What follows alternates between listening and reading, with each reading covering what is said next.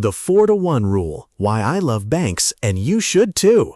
Most people will never understand the true meaning of the 4-to-1 rule, why I love banks and you should too.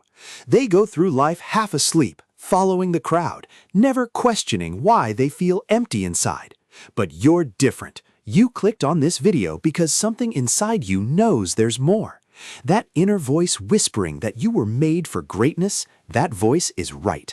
And today, we're going to turn that whisper into a roar. The concept we're exploring isn't just another piece of motivational fluff. It's a fundamental truth that separates those who merely exist from those who truly live. Why I love banks and you should too. This isn't philosophy. It's the operating system of champions.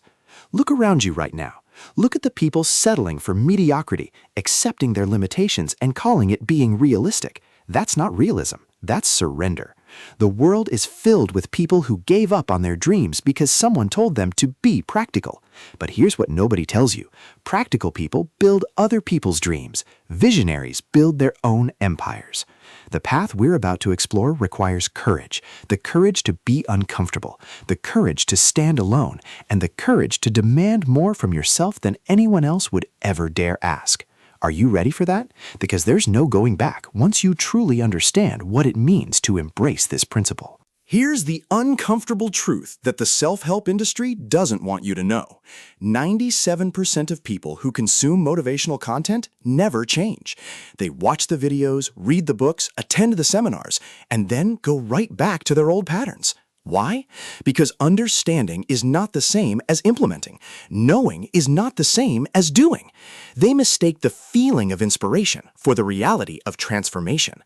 That dopamine hit from watching a powerful video tricks their brain into thinking they've actually accomplished something. But their life remains unchanged. Their potential remains unrealized. And their dreams remain fantasies. The barrier isn't intelligence. The barrier isn't opportunity. The barrier isn't even circumstances, though that's the most popular excuse. The barrier is the gap between who you are and who you need to become to achieve what you want.